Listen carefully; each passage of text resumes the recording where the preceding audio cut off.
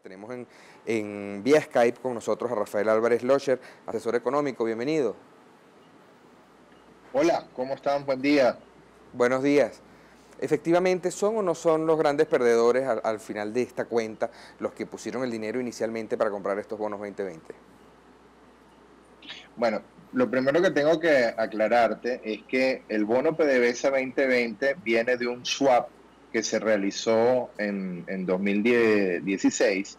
PDVSA, para evitar el default, en 2016 ofreció un canje con garantía con las acciones de Citgo en los Estados Unidos, que es el activo más importante, como bien decías, de PDVSA. Este swap consistió en que los tenedores de los bonos de 2017, que eran 4.1 billones de dólares del PDVSA 17N y 3.000 billones del PDVSA 17O, lo cambiarían por un bono nuevo de este instrumento, que es este PDVSA 2020. Esto tenía un cupón de 8,5% y 4 pagos iguales a partir de 2017, con la mencionada garantía del 50,1% de las acciones de Citgo y una relación de intercambio de capital que iba de 1,22 a 1 para el PDVSA 17N y 1,17 a 1 para el PDVSA 17O. Así, PDVSA acordó recibir menos del 75% de los bonos para realizar el acuerdo de intercambio, lo que establecía un máximo de 5.3 mil millones de dólares para el impago de este intercambio, ¿no? La expectativa de PDVSA en ese momento no fue muy bien satisfecha, pero lograba un poco evitar el default. Entonces, todos los demás instrumentos, digamos, de papeles comerciales que tiene PDVSA están en default, excepto el PDVSA 2020. Con las medidas económicas que la administración del presidente Trump empieza a dictar desde 2017, con la prohibición de nuevas emisiones de deuda a mayores a 90 días, y después todas las demás medidas a través de órdenes ejecutivas del 2018 y del 2019, incluyendo la del 5 de octubre del 2019, todos los instrumentos pues que ya estaban en default no pueden ser de algún modo u otro renegociados. Sin embargo, ¿qué pasaba? Había la licencia especial, o la licencia general, perdón, número 5. Esta licencia general número 5 sacaba el bono PDVSA 2020 y el problema del colateral del esquema digamos, sancionado por parte de los Estados Unidos. Pero esto con una razón en particular, ojo, y es que ponía presión al gobierno de Maduro, quien es el que tiene que pagar el PDVSA 2020, para que así se pagase.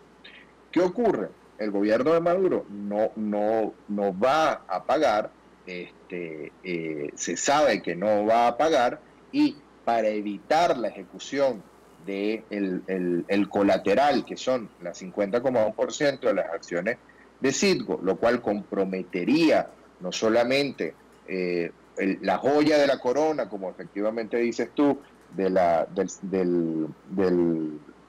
PDVSA venezolana y uno de nuestros principales activos como nación en el exterior, sino que además comprometería la seguridad de los Estados Unidos, porque recordemos que Citgo es una empresa norteamericana que tiene una capacidad de refinación importante y que además tiene, digamos, bastantes estaciones de servicio dentro de los Estados Unidos.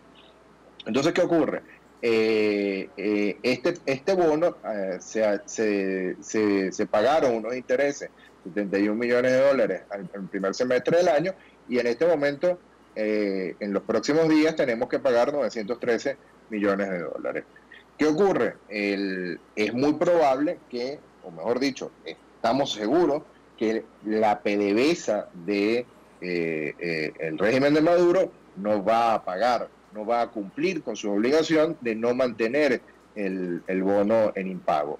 Entonces, para evitar la ejecución del colateral, se enmienda la licencia general número 5, se convierte en licencia 5A, evitando así el riesgo de que se ejecute la garantía de las acciones contra Cisco. Efectivamente, esto pone ahora en situación, o ya una vez lleguemos al plazo del maturity date, que es en los próximos días, la primera semana de noviembre, a todos los bonos o todos los instrumentos creados pues durante estos gobiernos en un completo default. Ahora, Efectivamente, como tú dices, pierden. Efectivamente, los acreedores están perdiendo. la nueva licencia bloquea algunas transacciones de los tenedores de bonos hasta enero al 22 de enero del 2020, del 2020. Yes. ¿Qué espera el gobierno de los Estados Unidos que cambie de aquí al 22 de enero?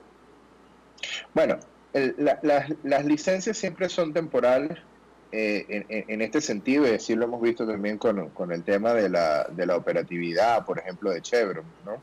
Que también se han dado licencias por 90 días, ¿no?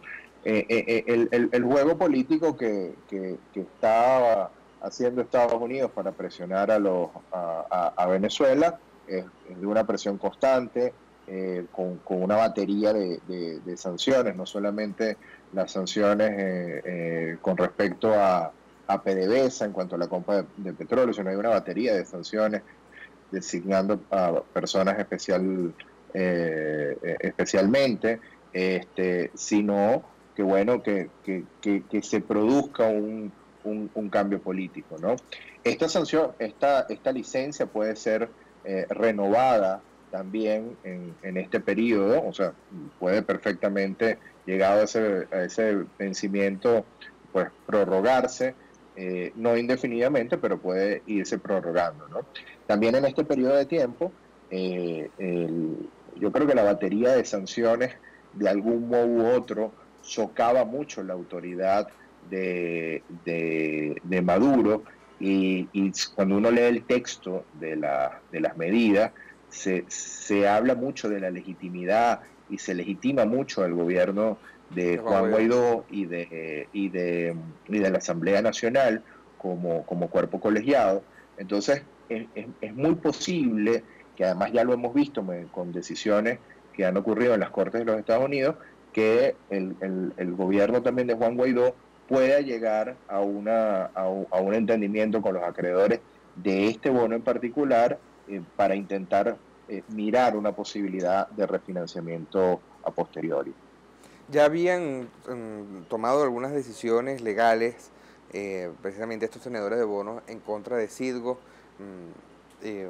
y tenemos ya meses hablando sobre la posibilidad real de que Venezuela pierda Citgo por precisamente impago, no solo de los bonos, sino compromisos con Rusia, que tiene a quien también se le ha pedido dinero, poniendo a Citgo como garantía.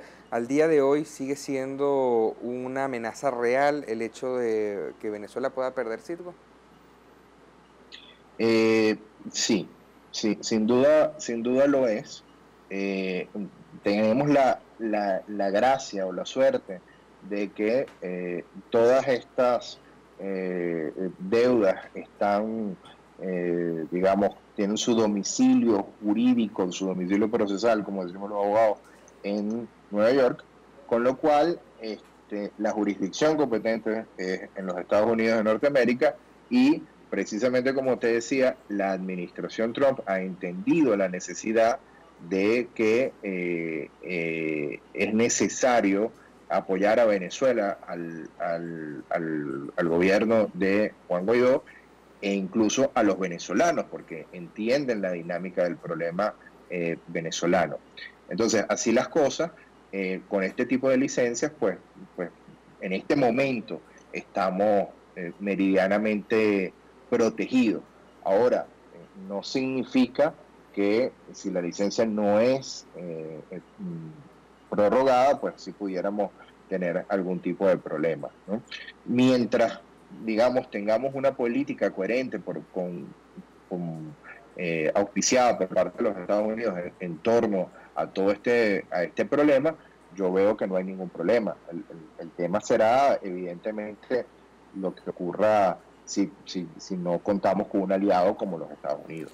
Corrígeme, Rafael, la solución a esta situación sería: cesa la usurpación, el gobierno de transición, con el nombre que sea, recupera las cuentas del Estado venezolano, procedería a pagar con dinero propio o prestado las deudas pendientes de Citgo o de PDVSA a través de los bonos, y cesaría Sí, la situación, o ese no sería el fin del problema. no, un proceso de reestructuración económica como el que va a vivir Venezuela es bastante complejo. En este momento no hemos podido ir al proceso de reestructuración económica porque no tenemos que ofrecer. Es decir, no está en manos del gobierno de Guaidó el control de las refinerías o el control del sistema petrolero, el control, digamos, práctico u operativo del país. Entonces, para tú poder refinanciar, básicamente ocurren que tú necesitas ese control operativo, que es bastante atípico, ¿no? En nuestro caso. Pero bueno, suponiendo que cese la usurpación y que tengamos el control, o que se tenga el control de las refinerías, que se tenga el control del sistema petrolero, que se pueda modificar la ley de hidrocarburos, que se estimule la industria petrolera mediante distintos esquemas, ¿qué debe ocurrir para empezar este proceso de reestructuración? Bueno, ya la Asamblea Nacional ha dictado un primer paso, que es que va a tratar a todos los acreedores de manera igual, lo cual está bien, es ponerlos todos, digamos, en el mismo saco. Y en ese sentido, puedes prestar un plan de viabilidad sobre la recuperación de la industria petrolera, sobre el tema de los intereses. Va a haber una reducción de intereses, sin duda, va a haber alguna reducción del cupón y va a haber un aplazamiento de pago. Eso está muy claro. Entonces, vamos a tener una deuda externa, sin duda alguna, durante un largo periodo de tiempo, en el que también vamos a necesitar dinero nuevo, probablemente de inversores privados, ¿okay? Parte de empresas internacionales que inviertan, por ejemplo, en el sector petrolero y además en otros sectores, pero también necesitaremos dinero nuevo, lo que se llama fresh money, para la coadyuvación en el proceso de pago de nuestra deuda externa, y además en la ayuda a otros problemas sistémicos u otros problemas económicos que tenemos en el país. Por ejemplo, también no nos podemos olvidar de que Venezuela está pasando por una gran crisis económica interna, con una crisis humanitaria que va a necesitar también algún tipo de esquema para no olvidarnos de los más necesitados en este proceso de ajuste. Rafael Álvarez Locher, asesor económico. Rafael, ¿tus coordenadas? ¿Por dónde te pueden contactar? Bueno, estamos en redes sociales, @Álvarez Locher, y nuestra página web es www.juriscorp.net. Rafael, en muy poco, lo más breve que se pueda, entonces, la gente que tiene estos papeles en su casa, bueno, en su casa, en su oficina, por ejemplo, desde JP Morgan, que tiene un montón, o que ha tenido un montón de estos papeles, de estos bonos, hasta el que en su momento fue a una casa de bolsa y compró algún papel de PDVSA, por ejemplo, de este 2020, que lo tiene en su casa, y no sabe si va a perder el dinero o no, ¿debe estar preocupado o no? ¿Lo va a recuperar en algún momento? ¿Hay garantía de eso o no? En este momento hay que esperar, es muy difícil predecirlo, pero yo sí creo que va a haber un comportamiento positivo en el mediano plazo. Pienso que vamos a ir a un proceso de reestructuración de nuestra deuda externa en el mediano plazo. La presión es importante. Venezuela tiene una gran deuda externa.